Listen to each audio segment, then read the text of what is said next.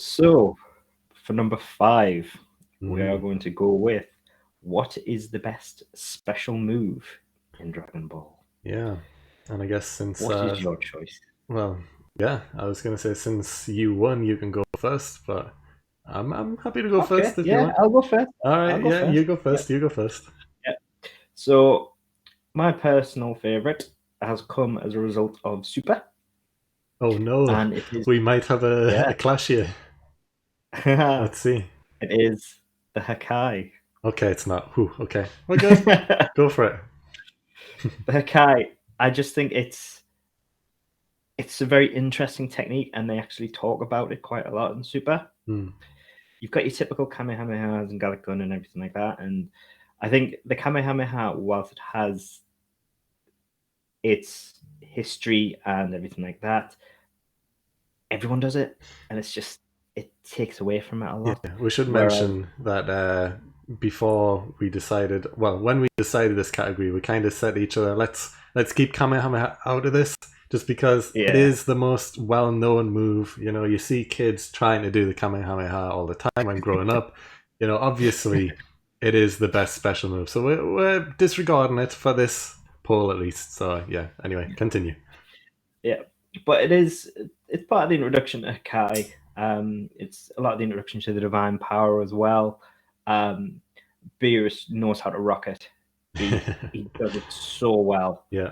Um, in Battle of the Gods, the way he uses it. One of my favorite moments of Super, hands down, is when Beerus deletes Zamasu. Mm. Just how cold and efficient he is with it, and how basically the Hakai erases him. Hmm. Because that's what happened with the Hakai. They don't go to Otherworld or anything like that. The Hakai just deletes you. Yeah. It's as simple as that. Um, and it also taps into showing you the power of a god of destruction. And also it was the case that it also allows the Saiyans to show how they are progressing, because Goku did what Goku does, and he actually managed to copy the Hakai by Beerus when he turned Super Saiyan Blue. Mm. This is more in the manga. He uses it against Fused Samasu. Um, and there is obviously a plot device that protects him from using it, but he does successfully use it. Um, and I just think it's a very fascinating ability, and for mortals to start wielding it as well brings in a whole other thing, because you've got Frieza who would help control the god energy. Hmm. Toppo used it very well, and it was very interesting that he was using it as well. Quite freelance with it, just throwing it left, right, and center. But Yeah, the main especially reason for since me, those rules where you can't kill or you get disqualified. it's You kind of just forgot about deleting that. people. Yeah. Yeah. Um, but I think one of the best things, I think one of the strongest things about it is Beerus's ability to wield it and how he wields it. Mm, He, it's what makes Beerus so intimidating, is that when he's doing that sort of thing, you can tell that he's a god of destruction, and yeah. that there's a It's a reason reminder. he was chosen to do it. Mm. Because typically you just see him eating ice cream and that, but when he starts doing his job, and he starts utilizing the Hakai, he's terrifying. Mm, Um, and you see it in his animations, and the animation for the Hakai is also really cool as well. The orb surrounded by the rings, yeah. I really like the animations for it. But I'm a huge fan of the Hakai. It came in quite strong, Mhm. um, and they're exploring it more and more. And now we've got, um, well, I'll be careful going into spoilers to not go into the manga, so I'll not follow down the path I was about to go down there. For those who may not have read the manga, um, but yes, that is definitely my choice. The Hakai, not solely because of Beerus, but he's a strong proponent of it. But it's just an interesting technique that they built on. It feels to me like one of the attacks they built on most since the introduction of just ki in general. Mm, Because you've just got ki attacks, which are the general, all the other attacks in some capacity for the most part. This is one of the newer ones where it was more than that. It mm, introduced a whole other spectrum of what attacks can be. And I just thought that was very, very cool. And the animations that follow with it are also just as cool. Yeah. So for me, it's the Hakai. Yeah, I think you've got to mention as well, just that part where they brought Frieza back to life and he gets hit by it and he survives or absorbs it and takes it in himself. And it's a reminder, because it's a reintroduction to Frieza for people who might just be starting the series at Super, for new fans or whatever. It goes to show just how powerful Frieza is, that he, like, all this time we've known that the Hakai is an ender. That's it. Once it's used, you're done. And Frieza kind of absorbs it and makes it his own and takes that power and holds it. And it's like, wow, all right. Because the Hakai is built up to be such a good move. So it's such a good technique. And it's like, yeah, Frieza's controlled it. That's huge. And that's half due to the fact that Frieza, it's showing the power of Frieza, and half due to the fact that Hakai is such a powerful technique that someone like Frieza has managed to control it. It's quite crazy, really. Well, Yeah. it just shows you that how, with such ease, that Beerus deletes Zamasu, Yeah. and then for that same power to be used on Frieza, and for Frieza to basically literally laugh it off. Yeah. Like he basically does an Oscar Goes To. He pretends he's in pain in it, Yeah. and then he just sucks it up. Yeah. And he drops it on Goku, doesn't he? Yeah. And Beerus has to come rescue him, Mhm. which is quite hilarious. Yeah. But no, it's different, and I like it. It's brought something in that has a cause, so it's not just another interesting attack. There's meaning to it, and I Yeah. like that, because that's part of what becoming a god of destruction is learning that, and learning that divine power. And I'm looking forward to seeing more of it. Yeah. Okay, so there would have been an awkward cut right there, but yeah, we did finish your selection, which is the Hakai, of course. And yeah, my selection is also a super move, which is interesting because, you know, Dragon Ball Z is the most popular of the Dragon Ball animes, and we've both picked a super move as the best attack, which is interesting. No disrespect to Z, like yeah. good, Screw your key beams and everything. We don't care. Okay, they made it more interesting in Super. But my favorite technique, like mentioned, is from Super as well. It is not the Hakai, and it is from a new character who was also introduced, and it is the time skip, which is by hit. Ooh, I love that technique. I think it's incredible, and it is my favorite attack in Super. And it's interesting because you find out that when you first see it, you're just like, okay, hits standing there, hands in pockets, and then all of a sudden people are collapsing because they get hit. And it's like, what's going on? What just happened? And then you find out, oh, it's a time skip. And then, you know, you learn more about it throughout the series. And you find out that he can actually only skip forward a tenth of a second at a time. You know, he doesn't freeze time and then walk around and do all this stuff.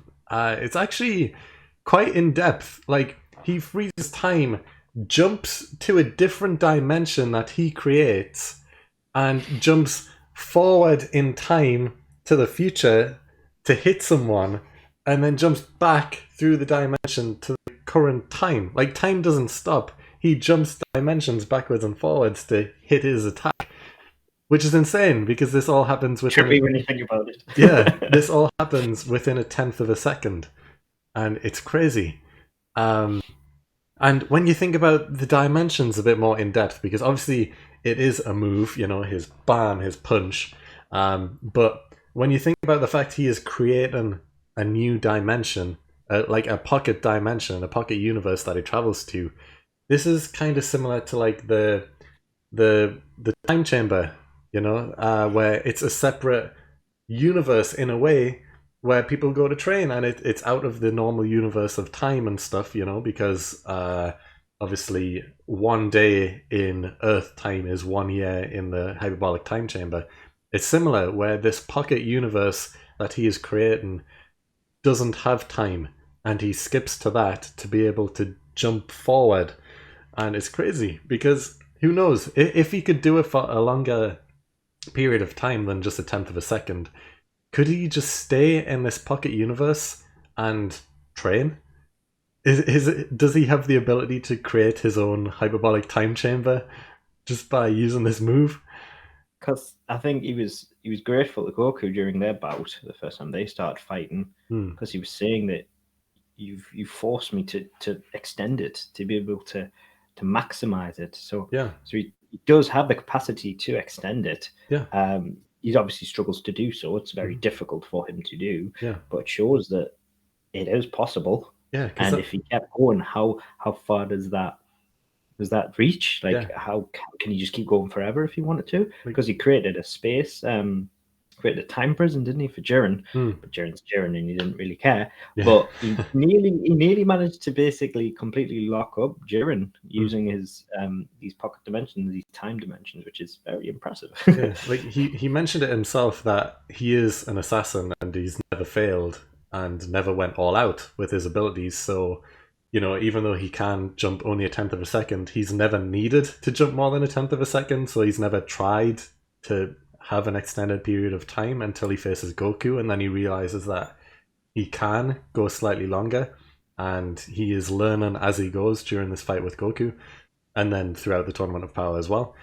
Um, but it's crazy because I honestly think Hit could be the strongest person in Dragon Ball just because of this technique alone and the fact he hasn't fully mastered it. Like he uses it for the best of his abilities and has never really failed with it. He takes out all his targets. He is an assassin. And in the Tournament of Power, he can't go all out because he is an assassin. He is used to killing people and he can't in this. So it's interesting. Like Goku has even said himself he wanted to hire an assassination attempt on himself just so that Hit goes all out. And it's interesting to me to think the possibilities of this move because it is already incredibly powerful. So the possibilities of him learning and improving it is crazy. But I love it anyway. Anything to do with time skip and freeze and that type of thing, I love those type of moves, and I love this move. Well, I mean, props to Hit again, because technically he was successful. He did kill Goku. Yeah. It was just the energy blast that kind of just saved him. If he Mm. hadn't launched that, Hit would have killed him. Successful. Yeah. So technically, he has successfully beaten Goku. Yeah. Um, and also, he's also really smart. It's very clever. Mm. Like the fight against Dispo, in which Dispo could anticipate his time warp because he's so fast. Yeah. Like Hit was smart enough to intentionally basically double it over, so he didn't know which time he was attacking and which time he wasn't. Yeah. So he was using the time skip, but also not attacking at the same time. So he's obviously got some adaptability when it comes to this attack as well. Yeah. So it's not just a static attack. He can mold it to how he wishes and how he wants to use it. And he battered Dispo. Yeah. Like once he'd sussed Dispo, he absolutely battered him. Mm. And he basically had to get saved. So Hit is kind of terrifying in the way he adapts with this move. So it's a good move. Yeah, like obviously we are talking about the best technique, and Hakai, even as I mentioned, is an ender. People die. It is it. Hakai is a finisher. But the time skip is similar in a way because everyone dies when they hit with it. Pretty much, he is an assassin. It works. It hits them. Yeah, like obviously the technique as a whole does get a bit more predictable as Goku learns and as Jiren learns. They can kind of predict where he's coming from. But I guess that is fully due to the fact that Hit has never faced opponents that are as strong as them, so he's never needed to try anything different than what he's used to doing. He's usually just time skip, bam, they're dead. That's it. No one has ever done anything about it. So the fact that he is such a strong character anyway, he can easily learn and change his techniques, change his patterns to make this move unstoppable. Definitely, 100%. So and he's done it in the past. So he has done it. He's already started to improve, like you just said with Dispo. He's changing his technique as he goes, and yeah. I guess half of this argument that I'm putting forward here for best technique is the possibilities of it. Like the Hakai, we know what it is. We know how it works. It is an ender, and that's it. The time skip move is something that can be improved in the future and is already such a cool move anyway. And you can argue, similarly, Goldo has the time skip technique. Yeah, actually, that's fair. He does. The only you can actually even argue that Goldo is better at it than Hit because Goldo can freeze time for as long as he wants, as long as he's holding his breath. So Goldo, if he masters being able to hold his breath for a minute, 2 minutes, that is much longer than the tenth of a second that Hit can do it. So can you Just argue? hold your breath and just stab someone. Like, Yeah, can you argue that dark. Goldo's version of time skip is better than Hit's? Yeah, you can. Yeah, It is. technically, yeah. I mean, he literally held his breath and he just stood in front of Gohan and Krillin and he just punched them. Yeah. Like, he's just absolutely battered them, Hmm. and there's nothing they could do. Yeah. The only difference Um, between Hit and Goldo is that Goldo isn't a strong fighter, and it's well known he isn't a strong fighter. He has great techniques, but he's not strong. And, yeah, he is weak, he's not smart, whereas Hit is. He is durable, he is well battle driven and stuff. He knows what he's doing, he knows how to protect himself. And he is also extremely, extremely powerful. So that tenth of a second, he can do a lot in that time. Goldo, even with maybe 30 seconds of holding his breath, if he was smart enough, he can kill people. Of course he can, and he is a big part of the Ginyu Force. And yeah, he could definitely easily kill people, but he's not smart with it, and he doesn't really know what he's doing that much. And he uses it as a way for others to help out rather than doing stuff himself with it. But you can argue Goldo's is stronger if he yeah. used it better. Yeah, but But I can't ever see him being quite as impactful as Hit. no, I can't imagine Well, that Goldo. especially now. But Yeah, but the time skip technique as a whole, I love it. I think it's great. It has huge possibilities for the future. It's already a really powerful technique and move that is used because Hit is so strong and he knows what he's doing with it. And the future potential of it as well is great. Just to see how much it can improve and get better. And yeah, I would love to see Hit go all out against Goku and Jiren. If he had the ability to kill them without it being a tournament of power, I think he could. And we'll see that. an argument for it. Yeah, we might see Definitely. that in the future. Probably not though, but I would like to. No, I would I like think it to come Hit. back to it. Yeah, I think Hit is a character they do seem to want to keep about. Yeah. So I think whilst we may not see others, I think you're definitely going to see more of Hit in the future. He is a fan Maybe favorite. not Jiren. Yeah. Yeah, It's definitely a very fan favorite. Yeah. So I guess that just comes with more Dragon Ball. We'll see if Hit improves it she's or always. not.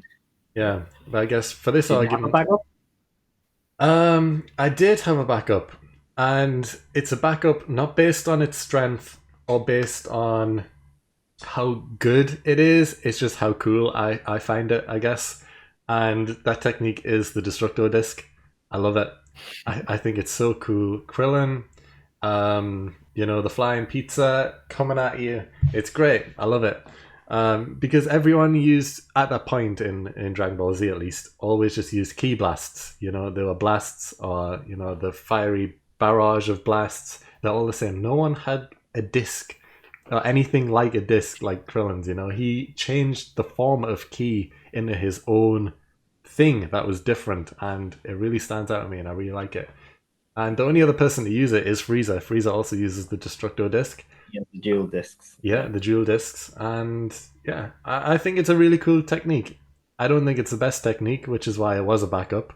Yeah. But I like it. I No, think it's cool. I think the thing is about the Destructor Disc is it's pretty much every time it's been used in a very, very interesting fashion. There was the Saiyan Saga where it cut off we've had where they're trying to cut off Vegeta's tail. Vegeta's tail, yeah. And the double Destructo discs that ended up cutting Freezer in half. Yeah. Yep. And then in Super, it was used to Krillin used it to trick Goku by cutting the floor underneath him. Yeah. On the top of the building in the rain. To test them out. It's obviously an extremely strong technique that can kill people. Like if it hits you, Like if it square hits you in the chest or stomach, you will die. You'll be cut in half. It's an Yeah. extremely powerful move. It's just not used very much, and I do like it. It's unique. But yeah, it's been demonstrated to be very effective, so it is odd. Yeah, It Frieza seems it basically seems to be killed one of himself those with it. clutch things. Yeah, Yeah, it seems to be one of those abilities that is kept in the background and only used as like a clutch moment. yeah. Like it's just like when they can't think of anything else to do. Because kind of Mm. similar to what my backup was, and this is going to be strange. It's a GT one. Ooh, okay. Yeah, or more focused on it's the Dragon Fist. You Okay. see a lot of. Yeah, Mm. I do like the Dragon Fist. It's more the it's more the how it's animated more than anything else. However, Yeah, yeah. Um, but again, when it's used throughout GT, it's basically Goku's been fighting forever or whatever, and he can't quite win. So he's just like, do you know what I'll do? I'll do a Dragon Fist. Why not? And he'll win. yeah, it's true. I mean, they've used it in a few of the movies as well. From what I Yeah, remember, Goku on Super Saiyan 3 using the Dragon Fist. It's been a cool technique, and I guess you can call the original one in OG Demon Dragon King. Ball. Yeah, Yeah, where he Dragon Fists straight through the chest of Demon King Piccolo. yeah, Although I don't know if that technically counts as one, but it is the yeah. same thing. He But I mean, punches every straight time you through see the someone. animation afterwards, it is basically a callback, and I think Yeah. it's very intentionally a Mm. callback. Yeah. The way he always explodes through them. Hmm. Um, so it's definitely a callback to that original attack. Mm. The time he beat the big bad for the proper first time. Yeah. Um, and I think yeah, so it's definitely a callback, but you see it most in GT quite a lot. I actually looked it up, and it's just because when GT do it, they go all out with the animation. You've got the actual Shenron turning up and everything, and it just Mm. looks really good. Yeah.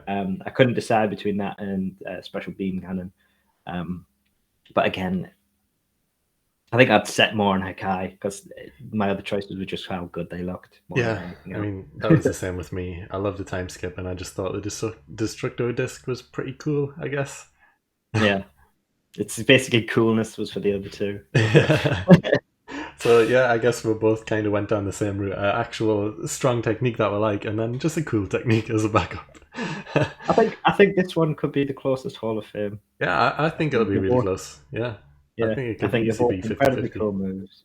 Yeah, And I think it's going to come down a lot to who prefers Beerus and who prefers Hit. yeah, yeah, Basically, definitely. Yeah, I agree completely. This will be the closest Hall of Fame yet. And if you want to get involved, follow the socials down below. You know, we have polls, and you'll be able to vote and see what technique you prefer out of the two, and the winner will be inducted into next week's Hall of Fame. So get voting, get following the socials, vote in the polls, and we'll find out next week